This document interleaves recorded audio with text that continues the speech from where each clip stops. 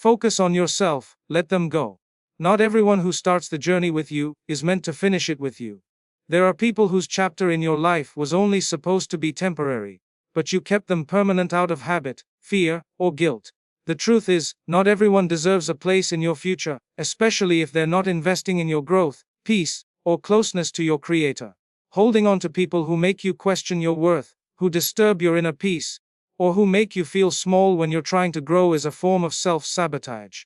Sometimes the most spiritual thing you can do is walk away, not out of arrogance but out of mercy for your soul. Your heart was not made to carry dead weight. Your soul was not created to be shackled by emotional parasites. Let them go, not with bitterness, but with clarity. Let them go and make space for better connections, more sincerity, and more alignment with what Allah wants for you. The pain of letting go is real, but the pain of staying stuck is worse. You can cry over those who left, or you can rise for what Allah is preparing. There's a quiet kind of strength in choosing yourself, not out of selfishness, but out of spiritual responsibility. There's no reward in holding on to people who mock your pain, dismiss your values, or drag you into sin. You were not created to constantly explain your worth.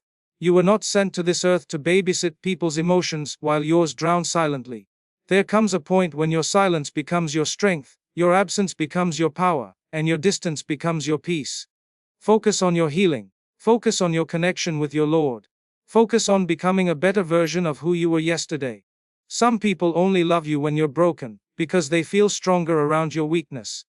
But Allah heals the heart when you walk away from what breaks it repeatedly. Don't go back to what Allah is saving you from. Don't open doors He has firmly closed. Some rejections are divine redirections. Some endings are silent blessings. Start pouring your energy into your growth.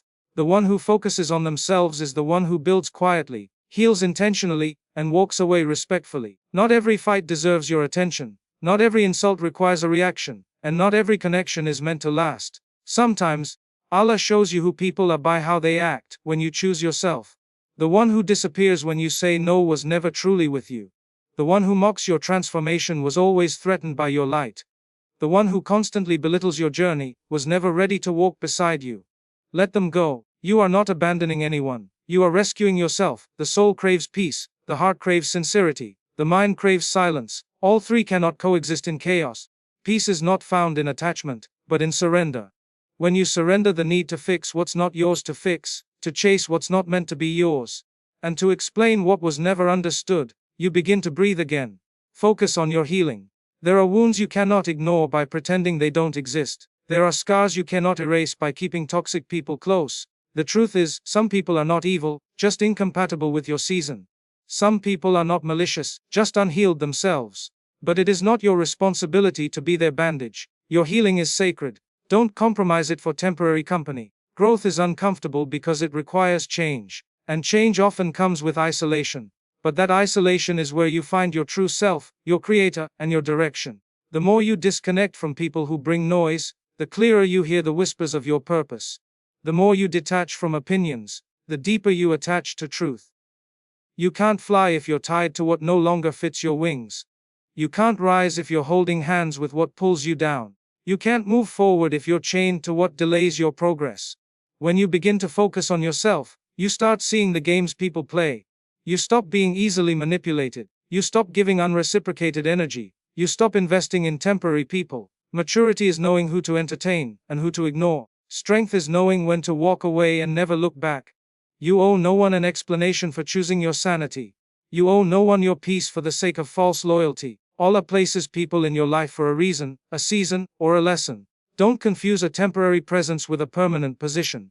Letting go is not giving up. Letting go is rising up. When you stop begging people to stay, you start seeing who truly values you.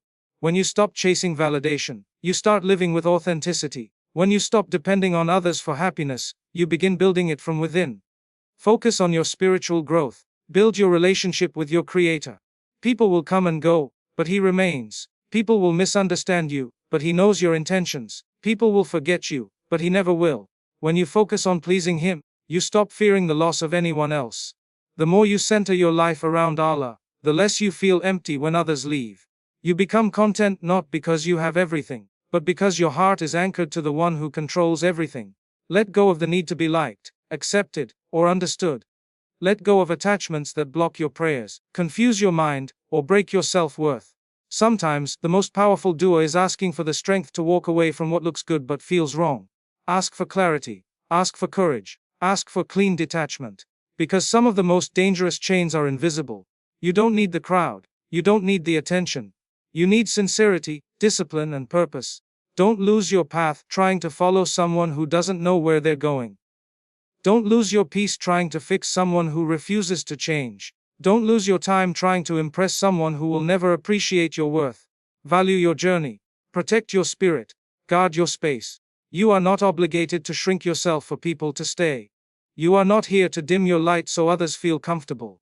You are allowed to grow without permission. You are allowed to bloom without validation. You are allowed to heal even if they don't understand your wounds. The people meant for you will not make you feel like too much. They will not compete with your growth. They will not guilt-trip your healing. Letting go is not a weakness. It's a strength. It takes courage to walk away from familiar pain and unknown comfort.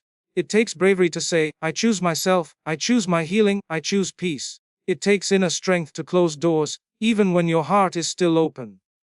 But what's waiting on the other side of obedience is better than what you're afraid to release. When you trust that Allah is the best of planners, you stop fearing outcomes. When you know He sees what you cannot, you stop forcing what isn't flowing. When you believe that His plan is better than your desires, you stop chasing what doesn't align. Focus on becoming someone you're proud of. Work on your soul. Clean your heart. Fix your intentions. Heal your patterns. Your life is too sacred to waste it on repeated lessons, recycled pain, and revolving doors of confusion. One day, you will look back and thank Allah for the people who left. You'll thank Him for the unanswered texts, the ignored calls, the people who walked away, the friendships that ended. You'll realize it was all protection, not punishment.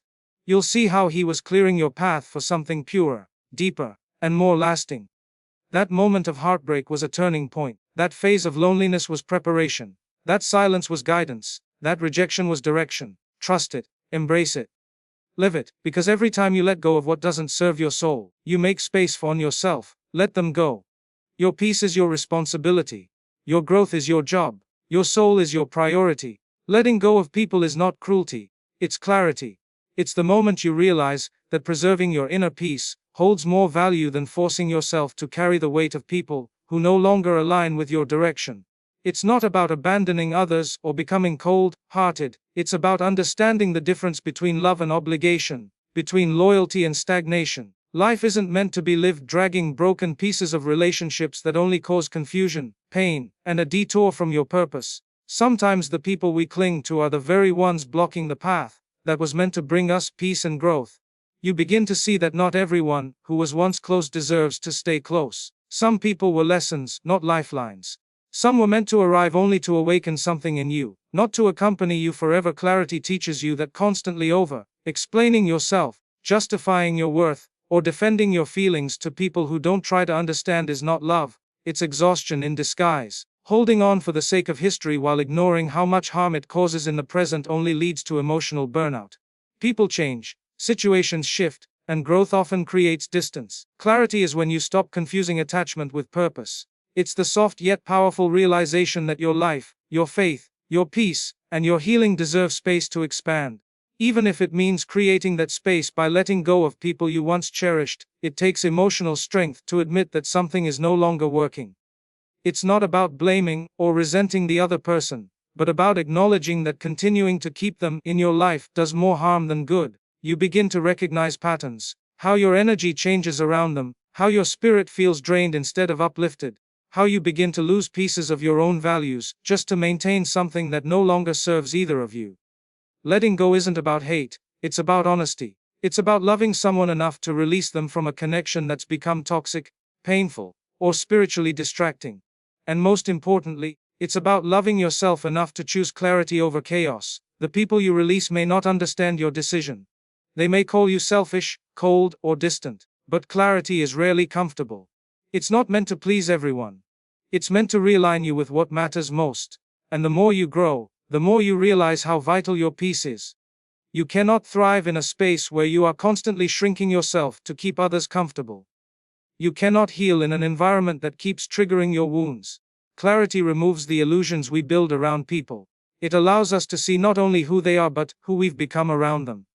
If you're constantly walking on eggshells, dimming your light, or second guessing your worth, then clarity becomes the compass that leads you away from that emotional noise. Letting go is not an act of cruelty, it's an act of protection. Protection of your mental health, your emotional balance, your spiritual well-being. It's standing firm in your decision to no longer entertain what causes you more confusion than clarity, more heaviness than hope, more setbacks than strength. Your growth requires quiet and pruning.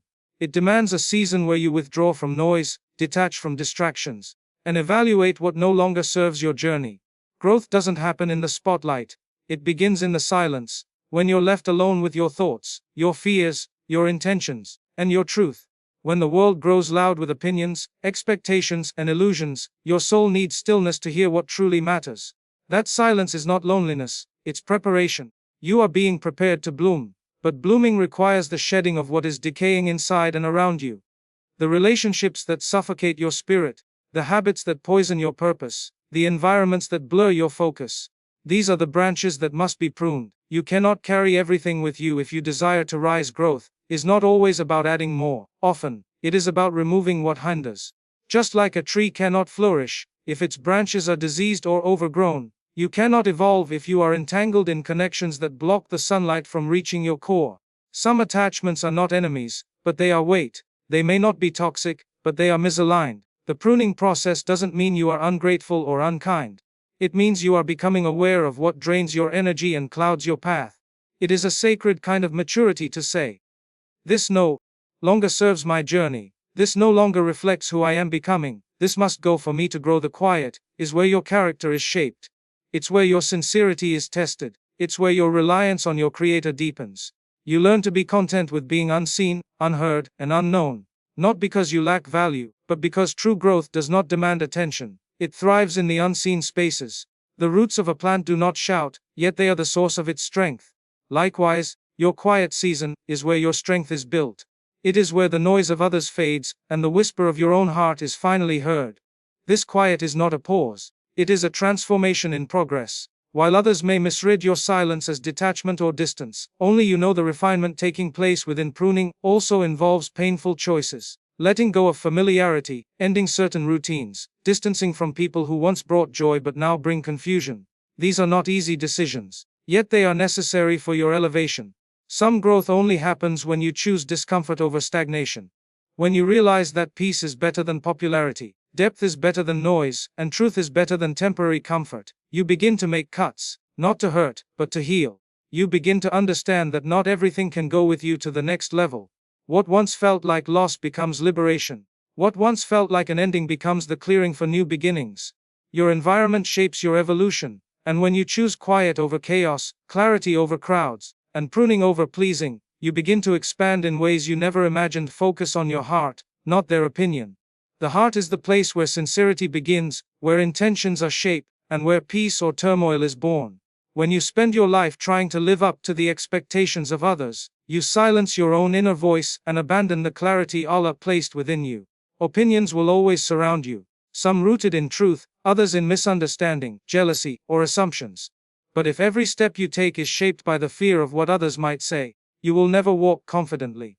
Their opinions are not your compass. They are not the authors of your story, nor do they carry the weight of your trials, your sacrifices, or your prayers whispered in secret. The heart becomes clouded when it is constantly burdened with outside validation. It begins to seek applause over purpose and admiration over authenticity. That is when you start losing sight of why you began in the first place.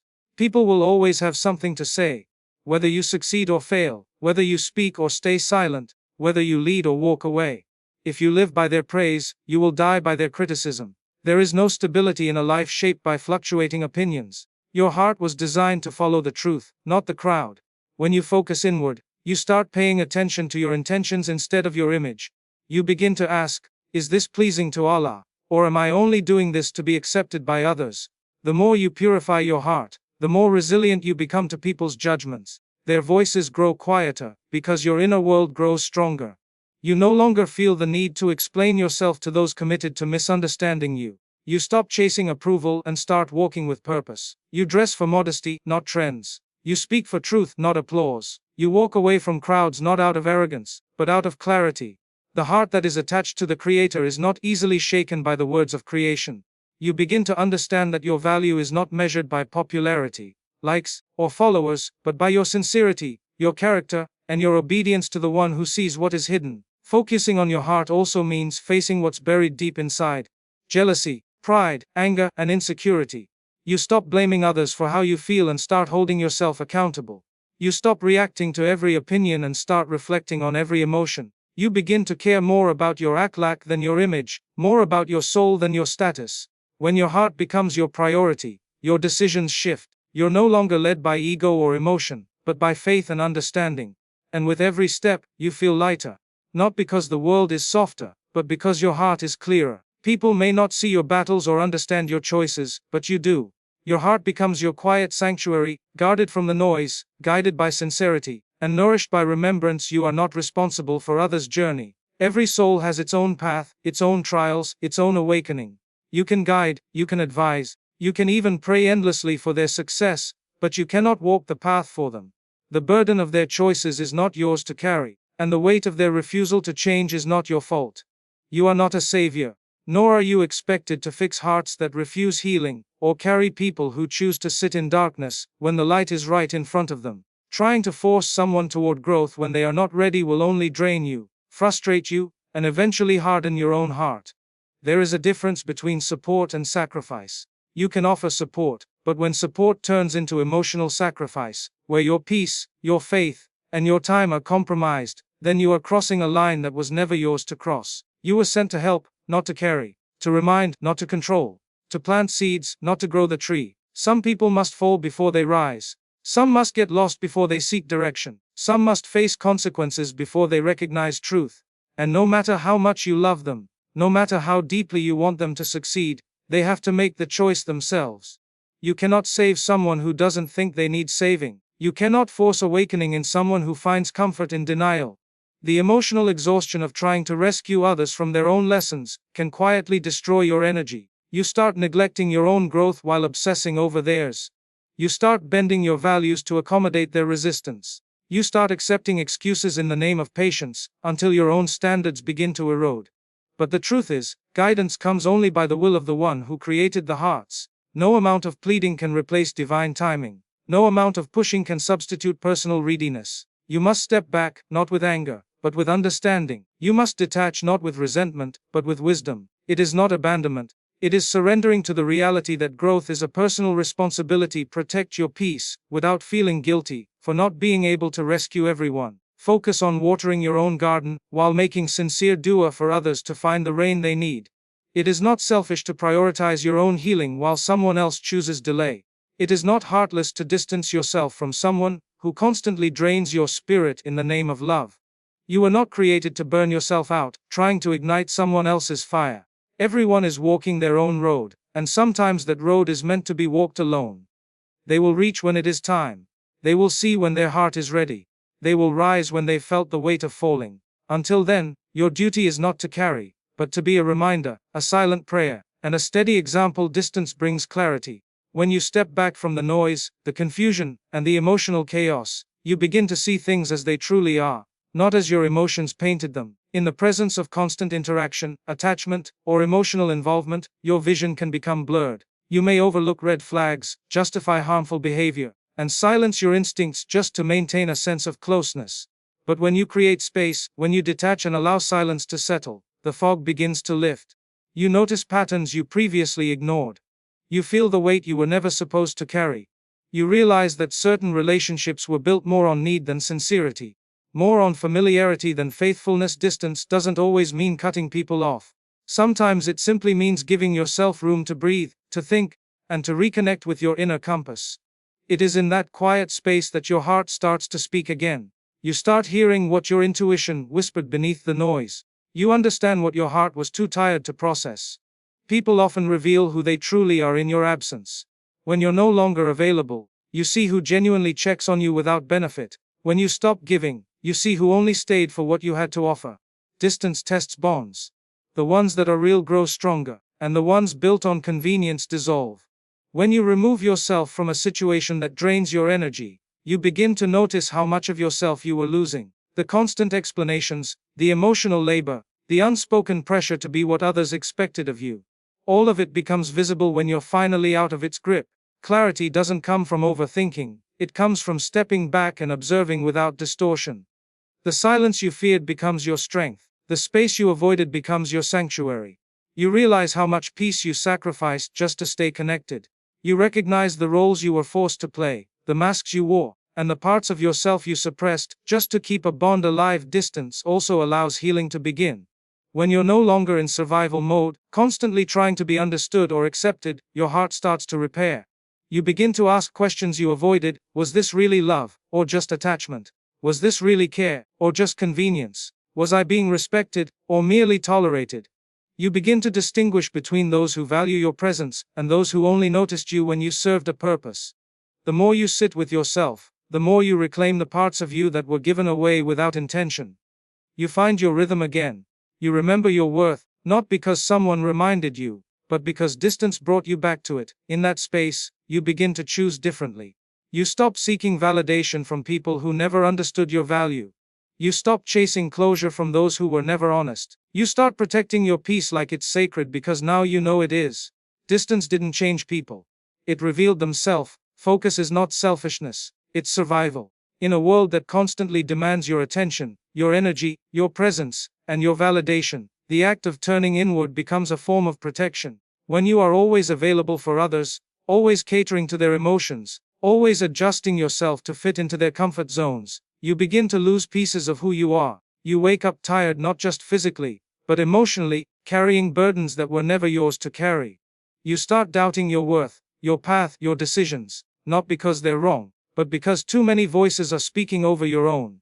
Choosing to focus on yourself is not about isolating from others out of bitterness or pride, but about recognizing that your soul has needs too, your heart deserves care too, your mind needs space too. The more you neglect yourself to please others, the more you drift away from your own healing. You delay your growth, you put off your peace, you postpone your prayers, you trade your well-being for approval, your time for someone else's drama, your clarity for their confusion. That's not compassion, that's self-abandonment.